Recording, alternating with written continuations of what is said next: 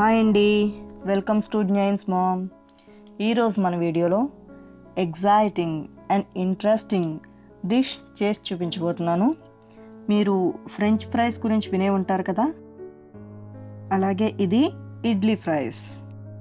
ఇలాంటి crispy and crunchy recipes కోసం మన ఛానల్ని సబ్స్క్రైబ్ చేసుకోండి. అలాగే పక్కనే ఉన్న బెల్ ఐకాన్ కూడా క్లిక్ చేయండి.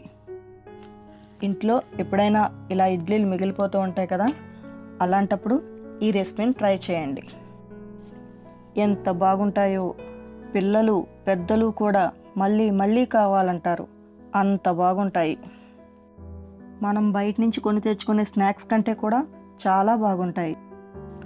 ముందుగా మనం ఈ ఇడ్లీని కట్ చేసుకోవాలి. మనకు కావాల్సిన షేప్లో కట్ చేసుకోవాలి. అంటే క్యూబ్స్లా కానీ, లేకపోతే డైమండ్ షేప్లో కానీ, లేదంటే ఇలా హారిజెంటల్గా కానీ. నేనైతే హారిజెంటల్గా కట్ చేసుకుంటున్నాను, ఎందుకంటే తినేటప్పుడు పట్టుకోవటానికి బాగుంటుంది. మరీ సన్నగా కట్ చేసుకోకూడదు. మరీ సన్నగా కట్ చేసుకుంటే ఫ్రై చేసినప్పుడు ఆయిల్ పీల్చుకుంటాయి. ఇది ఈవినింగ్ టైం చేసుకునే మంచి స్నాక్ రెసిపీ. స్కూల్ నుంచి వచ్చే పిల్లలకి ఇలాంటివి చేసి పెడితే మంచి ఎగ్జైటింగ్గా తింటారు. కట్ చేసుకున్న ముక్కలన్నిటినీ కూడా ఒక ప్లేట్లో వేసుకొని పక్కన పెట్టుకోవాలి. ఇప్పుడు వీటిని ఫ్రై చేయడానికి సరిపడా ఆయిల్ని తీసుకొని స్టవ్ వెలిగించుకొని స్టవ్ పై పెట్టుకొని హీట్ చేసుకోవాలి. ఫస్ట్ హై ఫ్లేమ్లో హీట్ చేసుకోవాలి, తర్వాత మీడియం ఫ్లేమ్లో పెట్టుకొని ఇడ్లీ ముక్కల్ని ఆయిల్లో వేసుకోవాలి. ఆయిల్లో వేసుకొని వెంటనే కదిపేయకూడదు, ఎందుకంటే విరిగిపోతాయి. అలాగే ఒక్కొక్కటిగా మాత్రమే వేయాలి, ఎందుకంటే ఒకదానికొకటి అతుక్కుపోతాయి. ఇప్పుడు ఇవన్నీ కూడా గోల్డెన్ బ్రౌన్ కలర్లోకి వచ్చే వరకు వెయిట్ చేయాలి.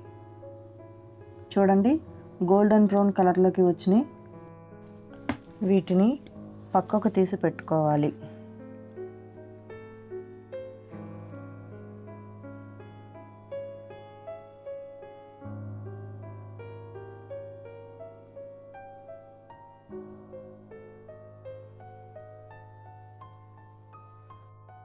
ఇప్పుడు వీటన్నింటినీ ఒక బౌల్లో వేసుకోవాలి.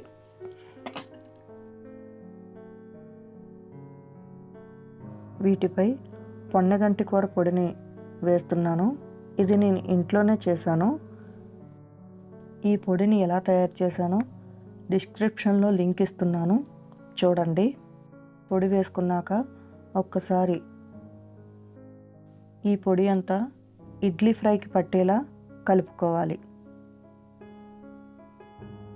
ఇందులో నేను ప్రత్యేకించి సాల్ట్ కానీ కారం కానీ వేయలేదు, ఎందుకంటే ఇడ్లీ పిండిలో ఆల్రెడీ మనం సాల్ట్ అనేది కలుపుకుంటాం. అలాగే కారం పొడిలో కూడా కారం సాల్ట్ రెండూ ఉంటాయి, కాబట్టి దానికి దీనికి సరిసమానంగా సరిపోతుంది. ఇప్పుడు వీటన్నింటినీ ఒక సర్వింగ్ ప్లేట్లో తీసుకొని సర్వ్ చేసుకోవాలి. ఇదండి ఇవాల్టి మన crispy, crunchy and tasty delicious recipe. మీరు మీ ఇంట్లో తప్పకుండా ట్రై చేయండి. Trust me, this is best snack. మీరు కూడా చేసుకొని టేస్ట్ ఎలా ఉందో చెప్పండి. ఈ వీడియో కనుక మీకు నచ్చినట్లయితే లైక్ చేయండి, షేర్ చేయండి. మీరు లైక్ చేయటం వల్ల ఇలాంటి మంచి మంచి ఇన్స్టెంట్ రెసిపీస్ మరింత మందికి తెలుస్తాయి. Thank you for watching.